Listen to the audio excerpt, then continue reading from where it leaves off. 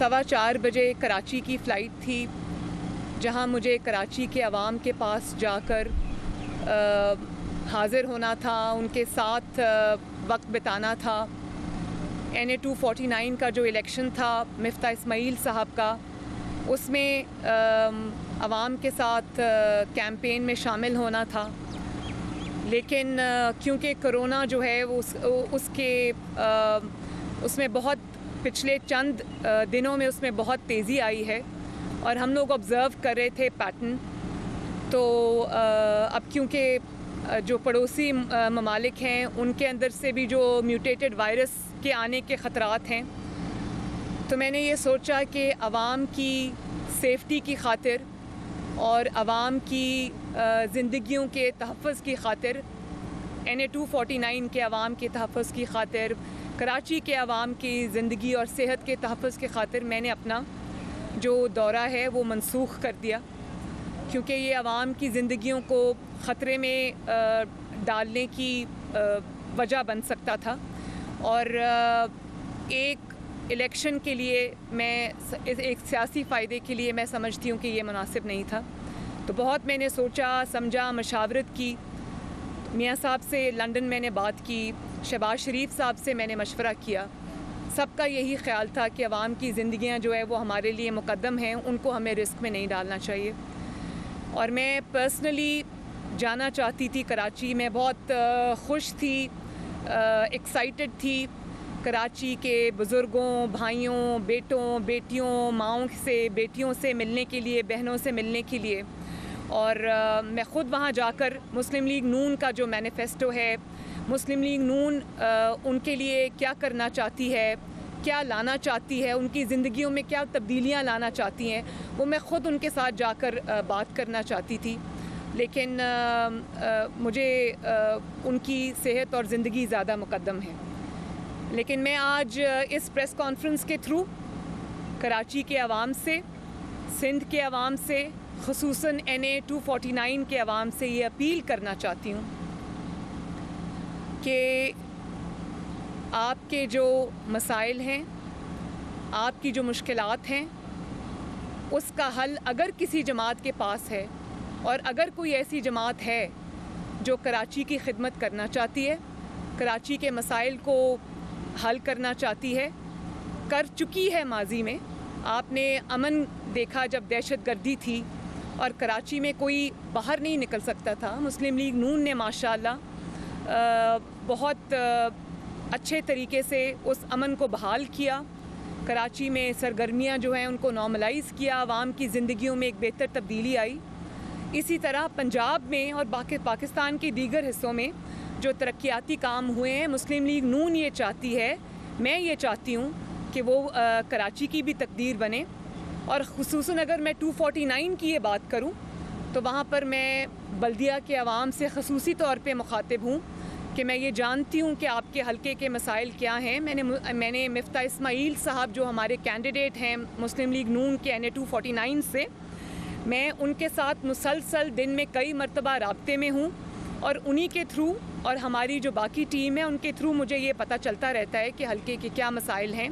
वहाँ सबसे बड़ा मसला जो है वो पानी का मसला है और उसका जो वादे मुस्लिम लीग नून आज कर रही है, वहाँ पर मिफ्ता इस्माइल साहब जो कर रहे हैं वादे, वहाँ पर पानी का मसला हल करने के लिए, दीगर मसाइल हल करने के लिए, तो मुझे पूरी उम्मीद है कि इंशाअल्लाह ताला अगर मिफ्ता इस्माइल के हक़ में फ़ैसला आता है, जो कि इंशाअल्लाह मुझे यकीन है कि आएगा, तो NA 249 के जो अवाम हैं उनके मसाइल हल होंगे। क्योंकि मिफ्ता इस्माइल साहब एक बहुत माशाअल्लाह एक मेहनती और एक आला तालीम याफ्ता ब्राइट आदमी हैं, जिनको जब पाकिस्तान की खिदमत का मौका मिला कि वो अच्छी तब्दीलियाँ लेकर आए। और जिस तरह उन्होंने NA 249 के अवाम के साथ मिलकर दिन रात कैंपेन की है, मेरा ख्याल है कि अगर किसी की कैंपेन सक्सेसफुल है या अगर किसी ने अवाम के साथ इतना वक्त बिताया है, उनको रीच आउट किया है और इतनी ज़बरदस्त कैंपेन चलाई है, तो वो मिफ्ता इस्माइल के सर पे सेहरा है उसका। और मुझे ये उम्मीद है कि इंशाअल्लाह ताला आज वो जो वादे कराची के अवाम से कर रहे हैं, NA 249 के अवाम से कर रहे हैं, उनको मिफ्ता इस्माइल साहब और नवाज़ शरीफ साहब मिलकर पूरा करेंगे। तो कराची ने बहुत नाअहली भी देखी है, मसाइल का सामना भी किया है। तो मैं कराची के अवाम से आज ये अपील करती हूँ कि मुस्लिम लीग नून को वोट करें, अपनी तरक्की को वोट करें। आपका भी हक है, क्योंकि कराची हब है पाकिस्तान का, इकोनॉमिक एक्टिविटी के हवाले से, बिज़नेस एक्टिविटी के हवाले से। तो मैं ये अपील करना चाहती हूँ कि अपने इस स्ट्रेंथ को पहचानें, मुस्लिम लीग नून को वोट करें, अपनी तरक्की को वोट करें और अपने मसाइल के हल के लिए आगे बढ़ें। और इसमें कोई दो राय नहीं है कि 2018 के इलेक्शंस में वहाँ से शहबाज शरीफ साहब जीत चुके थे और कई हज़ार की लीड से जीत चुके थे। फिर एक वोट चोरों ने डाका डाला उस इलेक्शन पर भी, पाकिस्तान के दीगर जगहों के इलेक्शन की तरह, और चंद 100 वोटों से धांधली करके शहबाज शरीफ साहब को हराया गया। और मुझे पता है कि आज भी NA 249 का दिल जो है वो नवाज़ शरीफ साहब और शहबाज शरीफ साहब के साथ धड़कता है। तो मैं NA 249 के अवाम को ये मैसेज भी देना चाहती हूँ कि धांधली के ज़रिए जिसको आपके सरों पर मुसल्लत किया गया, उनकी कारकर्दगी भी आपने देखी। उन्होंने कभी आपके मसाइल में, आपकी मुश्किलात में, कभी उन्होंने आपके पास आकर आपका हाल नहीं पूछा। आपकी खिदमत तो दूर की बात है, उन्होंने कभी दोबारा उस हलके का रुख ही नहीं किया। और इस हुकूमत की तरह उन्होंने आवाम की खिदमत पे कोई तवज्जो नहीं रखी। तो कराची के साथ जो होना था वो हो गया। अब कराची के अवाम को अपनी तकदीर बदलने के लिए मुस्लिम लीग नून के हक़ में, नवाज़ शरीफ साहब के हक़ में और मिफ्ता इस्माइल के हक़ में ये फ़ैसला करना चाहिए, ताकि मुस्लिम लीग नून आगे बढ़े और उनकी खिदमत में दिन रात एक करे और उनकी ज़िंदगियों में अच्छी तब्दीली लेकर आए। बारी करने कराची जो है वहाँ पर नाअहली बहुत ज़्यादा दिखी।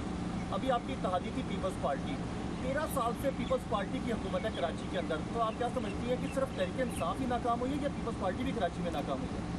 मैंने जो बात करनी थी वो कर दी, इससे ज़्यादा मैं और कुछ नहीं कहना चाहती। ये फ़ैसला आवाम का है कि उन्होंने किसको मूरद इल्ज़ाम ठहराना है। और मैंने जो बात मैं अपनी पार्टी का एजेंडा, अपनी पार्टी का मैनिफेस्टो, मैं कराची के अवाम के लिए क्या लाना चाहती हूँ, मिफ्ता इस्माइल साहब के थ्रू नवाज़ शरीफ साहब कराची के बारे में क्या सोचते हैं और किस तरह कराची की तरक्की दिल से वो चाहते हैं, मुझे वो बात करनी है। मुझे किसी के ऊपर कीचड़ नहीं उछालना। शुक्रिया। बताइए कि अब आपकी पार्टी से कोई राब्ता है, पिछले दिनों आपका कोई राब्ता हुआ, और PDM का मुस्तकबिल आप कैसे देख रही हैं? मेरा अभी ऑफ लेट तो सेनेट के जो हुआ है उसके बाद मेरा किसी से कोई राब्ता नहीं हुआ। PDM आज भी उसी तरह है, खड़ी है, और उसका इजलास आपको पता है कि मौलाना साहब ने 26 अप्रैल को बुलाया है इस्लामाबाद में। तो रमज़ान शरीफ के बाद PDM अपनी जो नई स्ट्रैटेजी क्या बनाती है, किस तरह से आगे बढ़ना चाहती है, उसका फ़ैसला हो जाएगा इंशाल्लाह। मुस्तकबिल बहुत रोशन है। उसका जो हालिया आपने देखा, PDM ने जो तहरीक चलाई वो भी बहुत कामयाब तहरीक थी। जिस तरह से PDM के जलसों के थ्रू, PDM की नैरेटिव के थ्रू, PDM का जो पब्लिक मोबिलाइजेशन कैंपेन थी उसके थ्रू, जिस तरह आवाम के जज्बात की, इस हुकूमत मुखालिफ जज्बात की जो आवाम में उबल रहे हैं और आवाम जिससे तंग आए पड़े, जिस तरह से PDM ने उसकी तर्जुमानी की, उससे हुकूमत को बहुत ज़्यादा मुश्किलात का सामना करना पड़ा। और उसके बाद ये हुकूमत के पाँव जमे नहीं। जिस तरह से पब्लिक ने बाहर निकलकर PDM के जलसों के अंदर और PDM के साथ अपना सपोर्ट शो की, उससे हुकूमत लरजती रही, कांपती रही और आज तक दोबारा संभलने में नहीं आई। तो वो भी एक कामयाब दौर था और इंशाअल्लाह आगे जो PDM फैसले करेगी वो भी आवाम की तवक्कुआत की ऐन तर्जुमानी होगी इंशाअल्लाह। बहुत से लोगों को बहुत से बात तवक्को होती है कि नून से शीन निकलेगी, लेकिन ऐसा कुछ नहीं होता। अब शहबाज शरीफ साहब दोबारा बाहर आ गए, क्या मरियम नवाज और शहबाज शरीफ साहब मिलकर पीटीएम के मामला को चलाएंगे या फिर कौन करेगा? 30-40 साल से मेरे ख्याल है, जब मैं छोटी थी तब से मैं ये बातें सुन रही हूँ। नून से शीन निकलेगी, शीन से नून निकलेगी, ना नून से शीन निकली, ना शीन से नून निकली। वो निकल सकते ही नहीं है। उसकी वजह यह है कि शहबाज शरीफ साहब और नवाज़ शरीफ साहब में जो ताल्लुक़ है और शरीफ फैमिली के अंदर जो वो एक दूसरे का जो जिस एहतराम और मोहब्बत और अकीदत में के रिश्ते से वो जुड़े हैं, इसका शायद अहाता या अंदाज़ा ऐसे लोगों के लिए करना बहुत मुश्किल है जो इसके साथ तवक्कुआत जोड़ के बैठे हुए हैं। और जहाँ तक सियासी बात है तो शहबाज शरीफ साहब का, हमज़ा शहबाज शरीफ साहब का इस तरह से जेल में रहना और इतनी हिम्मत और हौसले से जेल काटना इस बात का सबूत है कि वो आज भी नवाज़ शरीफ के साथ उसी तरह खड़े हैं, जमात के साथ उसी तरह खड़े हैं और नवाज़ शरीफ को छोड़ने पर तैयार नहीं हैं।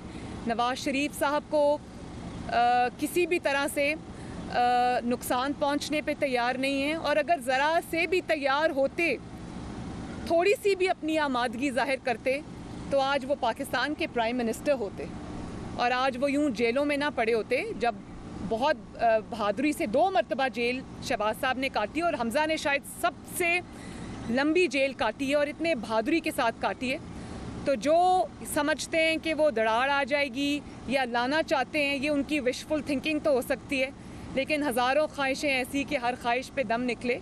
इंशाअल्लाह ताला नवाज़ शरीफ, शहबाज शरीफ, मरियम नवाज़, हमज़ा शहबाज और पाकिस्तान मुस्लिम लीग नून यूं हैं और यूं रहेंगे। मुखालिफिन को नाकामी होगी इंशाअल्लाह ताला। तोशाखाना केस के अंदर हुकूमत जो है वो नवाज शरीफ की जितनी जायदाद है उसको फरोख्त करना चाहती है। फिर उसके बाद कुछ रोज़ पहले यहाँ भी हमला किया गया और ये कहा गया कि हम ताकि हम लोग उसको सवाल करते हैं। क्या कहेंगे, ये कैसे आप करते हैं? जो आपने 2 सवाल पूछे। सबसे पहले तो तोशाखाना केस में आ जाए, मुझे इस चीज़ में कोई शक ही नहीं है कि उनको जो एब्सकॉन्डर डिक्लेयर किया गया, रातों रात जो कार्रवाइयाँ उनके ख़िलाफ़ हुई, जिस तरह से हुई, वो एक बड़ी मुज़िका ख़ेज़ बात थी। उसका एक ही मकसद था जो कि पाकिस्तान के अवाम अच्छे तरीके से जानते हैं, देख चुके हैं। उनको एब्सकॉन्डर डिक्लेयर करने का एक ही मकसद था कि नवाज़ शरीफ की सेहत जब इनको पता चला कि पहले से बेहतर है और अल्हम्दुलिल्लाह, और वो अपनी पॉलिटिकल एक्टिविटी रिस्यूम करने जा रहे हैं, वो अपनी पॉलिटिकल एक्टिविटी दोबारा से लंदन से शुरू करने जा रहे हैं और वो पीडीएम के जलसों में तकारीर भी करेंगे, शिरकत भी करेंगे और उनकी जो पब्लिक अपील है वो भी सामने आएगी। तो ये बहुत बुरी तरह डर गए और इन्होंने पूरी कोशिश की कि मियाँ साहब को खींच के पाकिस्तान वापस लेके आएँ।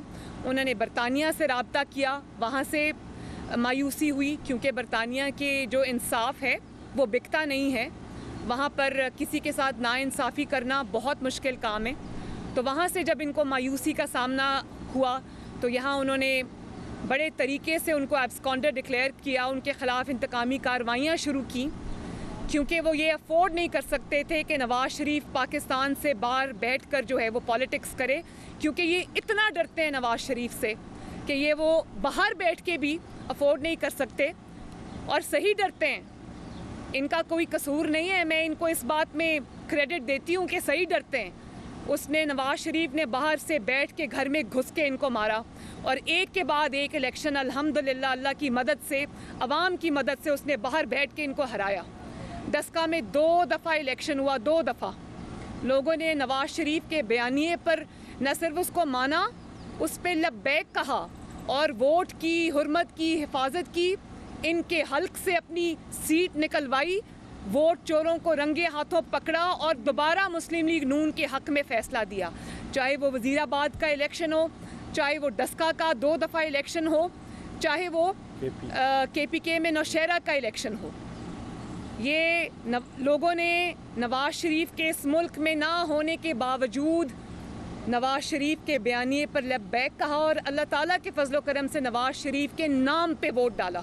तो ये कैसे अफोर्ड कर सकते हैं कि नवाज़ शरीफ लंदन में बैठा रहे और इनकी जो है वो इनको एक्सपोज करता रहे। और दूसरा, पाकिस्तान में भी जब नवाज शरीफ साहब थे या वो इनको लाना चाहते थे, वो इसलिए इनको नहीं लाना चाहते थे कि ये कोर्ट्स में जाएं, अपना केस फाइट करें, इसलिए कि उनको जेल की दीवारों के पीछे फेंक कर उनकी ज़बान बंद करना चाहते थे। और ज़बान बंद करने के लिए उन्होंने क्या क्या कोशिश नहीं की, तो ये अफोर्ड नहीं कर सकते, क्योंकि नवाज शरीफ अगर पॉलिटिकल अरीना में होगा, नवाज शरीफ अगर सियासी मैदान में होगा, तो ना इमरान खान की, ना सिलेक्टेड की, ना सिलेक्टर्स की, इनका कोई चांस ही नहीं है। ये अच्छी तरह जानते हैं। तो ये जो तोशाखाना केस है, ये जो एब्सकॉन्डर इश्तिहारी डिक्लेयर करना है, ये सारी इसी चीज़ की जो स्ट्रैटेजी है, और कुछ भी नहीं है। लेकिन अब ये चाहे अपने ज़ख़म से लाएं, चाहे ये अपने हाथ मलते रह जाएं, नवाज शरीफ अल्हम्दुलिल्लाह पूरी तरह से पाकिस्तान की पॉलिटिक्स में शामिल है। भले ही उसकी आवाज़ बंद करें, भले ही उनकी तस्वीर दिखाने पर पाबंदी हो, भले ही मीडिया पर उनकी पाबंदी हो, ये भी एक खौफ का सबूत है, लेकिन उसकी तस्वीर अवाम के दिलों में है। और अवाम आज भी उनकी तस्वीर नहीं देख सकते, उनकी तकरीर नहीं सुन सकते, उनकी आवाज़ पर पाबंदी है, लेकिन आज भी नवाज शरीफ के नाम पे वोट डल रहा है अल्हम्दुलिल्लाह। और दूसरा, आपने एक बात की घर की, घर के बारे में मैं सिर्फ ये कहना चाहती हूँ कि जब इनको 30-35 साल पहले जो मेरे दादा और दादी की ने जब ये लैंड ख़रीदा, उसकी जो परचेज़ थी, उसमें जब इनको एक चीज़ नहीं मिली, एक इनको कोई कानून की या कोई रूल्स एंड रेगुलेशंस की ख़िलाफ़ वर्जी नहीं मिली, तो जिससे ये ज़मीन ख़रीदी गई, जिनका नाम है वहीदा बेगम, उसके कागज़ात खोल के बैठ गए और कहा कि उसके कागज़ात में कोई चीज़ मिसिंग है। अब वो मिसिंग थी या इन्होंने ख़ुद गायब की, वो आप सब बेहतर जानते कि ये हुकूमत किस तरह से हथकंडे इस्तेमाल करती है, मुझे कुछ कहने की ज़रूरत नहीं है। रातों रात जिस तरह इन्होंने रेवेन्यू ऑफिसर्स को बिठा के जो स्टेटस है ज़मीन का वो तब्दील कराया और उसको हुकूमत पंजाब के नाम ट्रांसफ़र किया, जिसके ऊपर अब हमें स्टे मिल गई है, और कोई नोटिस, हम हमारा घर तोड़ने आ रहे हो ना, हमें नोटिस भेजा, हमें बुलाया, हमसे पूछा कि क्या स्टेटस है, कागज़ात दिखाएं। इनको सब पता है कि कागज़ात हमारे पूरे हैं, एक भी वायलेशन नहीं है, और ये बिल्कुल कानूनी तरीके से ख़रीदी गई जायदाद है। तो अगर उसके बाद अगर आपकी आंखों पे इतनी पट्टी बंदी है विक्टिमाइजेशन की, तो एक बात मैं आपको बता देना चाहती हूँ कि घर सबके होते हैं, वक्त किसी का नहीं होता, ये बात मेरी याद रखना। ये बता दीजिएगा कि इन नौकरी के कितने चांसेस है, क्योंकि अब तो तरीके साहब की मदद से वादे हो गई और बहुत बड़ा ग्रुप के सामने नजर आ चुका है। इस हवाले से क्या पंजाब और वर्कर में नून लीग इस हवाले से कोशिश करेगी या पीडीएम इस हवाले से कोई एक तैयार करेगी? देखें, जितना बड़ा ग्रुप आपको नज़र आया है तहरीक इंसाफ के, MNAs का, MPs का, मैं ये आपको बता दूं कि ग्रुप उससे बहुत बड़ा है, और वो बहुत पहले से हमारे साथ भी और दूसरी जमातों के साथ भी राब्ते में हैं। उसकी वजह ये है कि अब उनको अपने अपने हलकों में वापस जाना है। जो तारीख़ी नालायकी, नाअहली, और जो मतलब पाकिस्तान के 73 सालों में इतनी नालायक और इतनी नाअहल हुकूमत कभी नहीं आई कि लोग आज 120-130 रुपए किलो चीनी भी ख़रीदने को तैयार हैं, लाइंस में लगे हुए हैं रोज़े की हालत में, लेकिन चीनी नहीं मिल रही। और अगर चीनी मिलती है तो वो फ़कीरों की तरह 1-1 किलो, 2-2 किलो, और उसके बाद वो आपके अंगूठे पे निशान लगाते हैं अनमिट स्याही का कि अब तुम्हें चीनी मिल गई, अब वापस ना आना चीनी लेने। ये हाल किया आपने अवाम का। रोज़े की हालत में अवाम दर बदर भटकने पर मजबूर है, लंबी लंबी कतारों में खड़े होने पर मजबूर है। बनी गाला में इस तरह चीनी जाती है, वज़रा के घर में इस तरह चीनी जाती है, सिलेक्टर्स के घरों में इस तरह चीनी जाती है। तो अगर आप ये करेंगे तो आप ये जान लें कि इन MNAs ने, इन MPAs ने, जिनको आपने भानमती के कुंबे की तरह सिलेक्टर से प्रेशर बना के डलवा के जोड़ तो लिया था, और 2018 का इलेक्शन में आपने धांधली करके जीत तो लिया था, अब उनको हलकों में वापस जाना है। वो इलेक्शन लड़ने वाले लोग हैं और वो ये जानते हैं, क्योंकि जब वो एक तो हलके में जा नहीं रहे डर के मारे, और जब इलेक्शन अनाउंस हुए और इनको हलकों में जाना पड़ा तो इनको तो पता चल जाएगा, अवाम इनके गिरेबान पकड़ेगी और पकड़ने चाहिए क्योंकि अवाम की ज़िंदगियां अजाब बना दी हैं। महंगी भी चीज़ नहीं मिल रही, लोगों के पास एक तो पहले कारोबार नहीं है, आपने इकॉनमी का बुरा हाल कर दिया, सत्यानाश कर दिया, और अब लोगों के पास जब कुव्वत ख़रीद नहीं रही, उसके बाद भी अगर वो अपने बच्चों का, अपनी फैमिलीज़ का पेट पालने के लिए बाहर निकलते हैं, ख़रीदते हैं चीज़ें, तो एक तो चीज़ें मिलती नहीं हैं, ऊपर से महंगाई आसमान को छू रही है, लाकानूनियत आसमान को छू रही है। मतलब गवर्नेंस का कोई भी आप शोबा उठा के देख लें, ये हुकूमत सवाए नाकामी की तस्वीर के और कुछ नज़र नहीं आती। तो अवाम इनका जब एहतसाब करेंगे, इनको लग पता जाएगा। और जैसे कि आपने कहा कि इलेक्शन अनाउंस होने दें, फिर आप तमाशा देखें, ये अपने हलकों में कैंपेन नहीं कर सकेंगे। और इनके MNAs और MPAs वो बड़े समझदार लोग होते हैं, ये मेरे साथ खड़े हैं, इनको पता है, पब्लिक पल्स का सबको पता होता है। इसीलिए अब ये बहाना तो जहांगीर तरीन ग्रुप का है, असल में बात ये है कि ये PTI के टिकट से इलेक्शन अब नहीं लड़ना चाहते। अवाम के गैज़ो गज़ब का सामना, इमरान खान की नालायकी और नाअहली का बोझ ये नहीं ढोना चाहते। मैडम ये बताइएगा कि PDM ने कोशिश की पीपल्स पार्टी को मनाने एक करके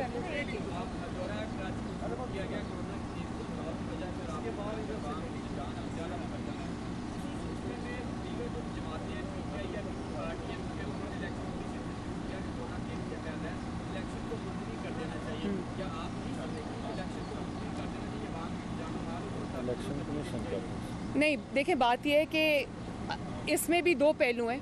एक तो ये कि डस्का का इलेक्शन जब PTI ने कोर्ट में चैलेंज किया था और कहा था कि डस्का के इलेक्शन को रोका जाए, तो वो उन्होंने कोरोना नहीं लिखा उसमें।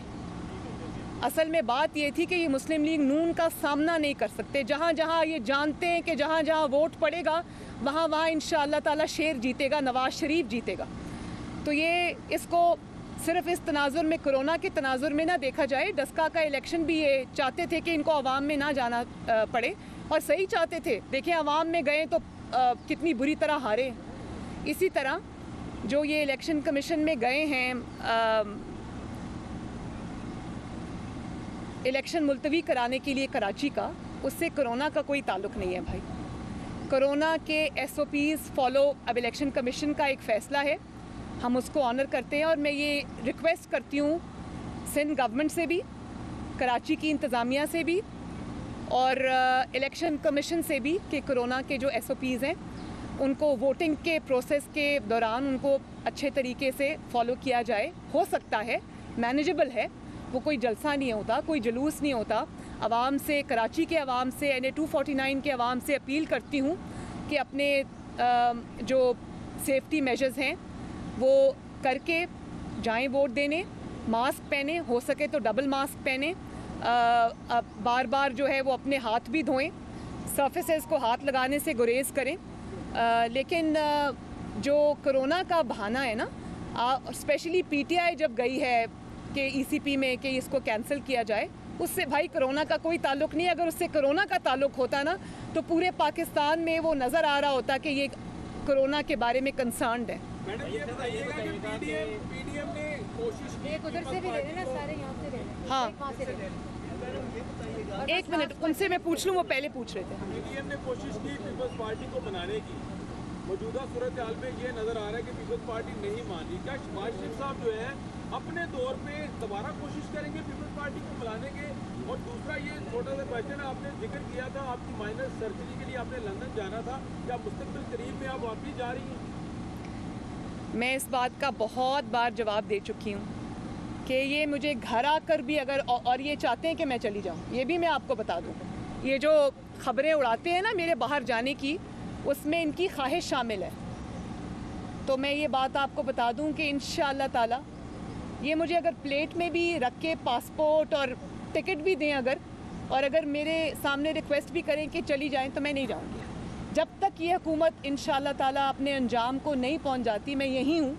मेरा इलाज हो रहा है, हो भी जाएगा, उसमें कोई इशू नहीं है। लेकिन इंशाअल्लाह ताला ये खुशी मैं इनको नहीं दूंगी।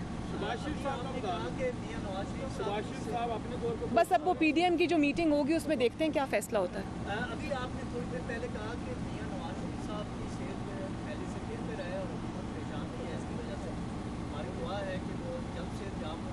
क्या हम ये तवक्को कर सकते हैं कि आखिरी मुश्किल घड़ी में मियां साहब वापस आके यहाँ पर अब पॉलिटिक्स का बाकायदा आगाज़ करेंगे? बिल्कुल इंशाल्लाह।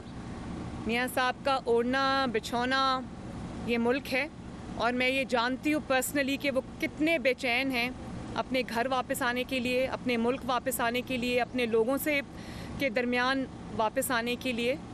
तो जैसे ही इंशाअल्लाह ताला हालात बेहतर हुए, उनकी सेहत इस काबिल भी हुई कि यहाँ पर उनको ख़तरा नहीं है, उनके ऊपर जानलेवा हमले नहीं होंगे, तो वो फ़ौरन पहली फुर्सत में वापस आएंगे इंशाअल्लाह ताला।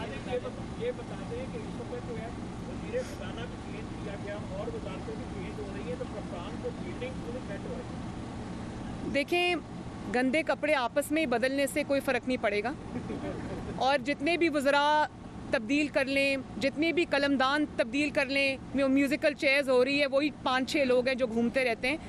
तब्दीली सिर्फ इस मुल्क में तब आएगी जब इमरान खान जाएगा। इमरान खान के जाने से बेहतरी आएगी, इस सेलेक्टेड हुकूमत के जाने से बेहतरी आएगी, आपस में कपड़े तब्दील करने से बेहतरी नहीं आएगी। ये अपने आप को बेवकूफ़ बना सकते हैं, आवाम को बेवकूफ़ नहीं बना सकते। कोविड की वजह से आपने पहले कोई जलसा मुल्क थे कि आप पहले भी जलसे करते रहिए, राजनीति करती रही है, आपने ये जलसा मुल्क किया और पीपल्स पार्टी इस वक्त आपके साथ नहीं है, तो आपको लगता है कि कराची में दोबारा को वाक़या हो सकता था जो कराची में पहले आपके होटल के अंदर जो आपके साथ वाक़या होता है, शायद इस वजह से थ्रेट की वजह से आप नहीं जा रही कराची के अंदर? तो वो थ्रेट 2 घंटे पहले नहीं था। मैंने 2 घंटे पहले अपनी फ़्लाइट कैंसिल की है, सारी बुकिंग्स हो चुकी थी, मेरी सिक्योरिटी वहाँ पहुँच भी चुकी है। बात सिर्फ ये है कि पहले कोरोना इस ख़तरनाक हद तक जानलेवा नहीं था, जो म्यूटेटेड उसका वायरस इस वक्त है वो पहले नहीं था और अब वो ज़्यादा बढ़ गया। और उसकी वजह ये है कि आप देख रहे हैं कि सड़कों के ऊपर फ़ौज भी आ गई है, रेंजर्स भी आ गए हैं।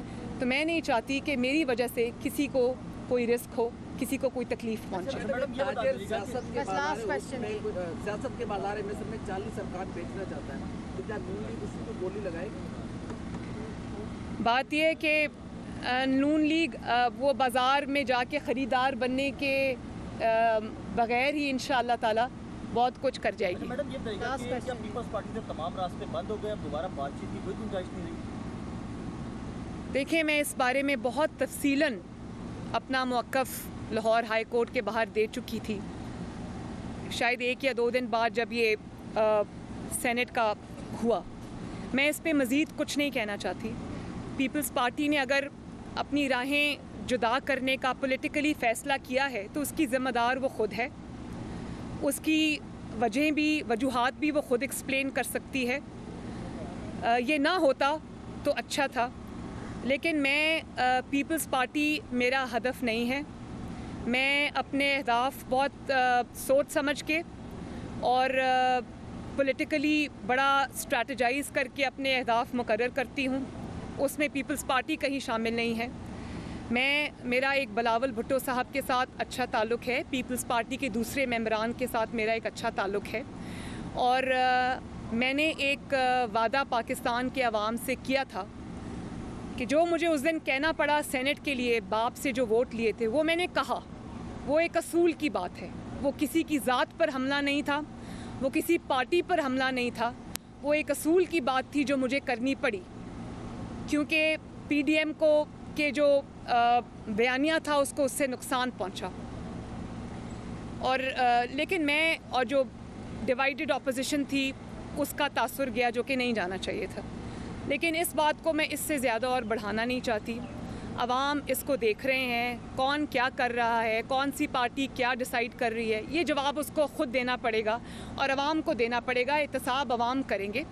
लेकिन मैंने एक वादा किया था पाकिस्तान की अवाम से और शायद कराची के जलसे में मैंने ये वादा किया था कि हम लोग पॉलिटिकल मैदान में लड़ेंगे, इलेक्शन लड़ेंगे एक दूसरे के ख़िलाफ़, लेकिन हम एक हद को क्रॉस नहीं करेंगे, ज़ातियात पर हमले नहीं करेंगे, बिलो द बेल्ट हिट नहीं करेंगे।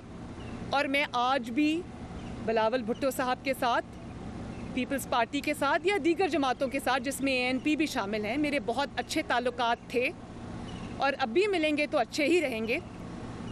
हम उनके ख़िलाफ़ इलेक्शन लड़ रहे हैं। जैसे कि मैंने कहा, NA 249 में पीपल्स पार्टी हमारे मद्दे मुकाबिल है। हमारे कैंडिडेट मिफ्ता इस्माइल हैं, उनके मुझे नहीं पता उनका नाम क्या है, लेकिन पीपल्स पार्टी वहाँ इलेक्शन लड़ रही है। तो हम लड़ रहे हैं उनसे इलेक्शन, लेकिन हम एक बियॉन्ड अ सर्टन लिमिट, हम ना उन पे कोई तनकीद करना चाहते हैं, ना हम एक हद से ज़्यादा बढ़कर कोई अटैक्स करना चाहते हैं, ना मैं पर्सनली इसमें इन्वॉल्व होना चाहती हूँ। और मैं नहीं चाहती कि जो पॉलिटिकल आपका जो पॉलिटिकल कंपटीशन है उसको हम ज़ाती लेवल पर लेके जाएं। ये मैंने वादा पाकिस्तान के अवाम से किया था, ये मैं पूरा करूँगी इंशाअल्लाह ताला। हम पॉलिटिकली लड़ेंगे, हल्के में लड़ेंगे, फ़ाइट करेंगे इंशाअल्लाह ताला, लेकिन इससे ज़्यादा और नहीं। देखें जैसे हालात इंशाअल्लाह बेहतर होते हैं कोरोना के, मैं ज़रूर जाऊंगी। अल्लाह ताला मिफ्ता इस्माइल साहब को फ़तह दे। मैं जैसे ही कोरोना के कुछ हालात बेहतर होते हैं मैं ज़रूर जाऊंगी। अगर आपसे राब्ता करते हैं तो आप वेलकम करेंगे, आप PMLN में वेलकम करेंगे अगर वो आपसे राब्ता करते हैं और राब्ता करते हैं? भाई मुझसे क्यों राब्ता करेंगे? वो मियाँ साहब से राब्ता अगर करेंगे तो मियाँ साहब बात करेंगे, शहबाज साहब से राब्ता करेंगे तो शहबाज साहब बात करेंगे। मेरा तो उसके बाद नंबर आता है ना कहीं। वेलकम करने के बाद करेंगे आपको पार्टी फैसला माइनस हो जाने के बाद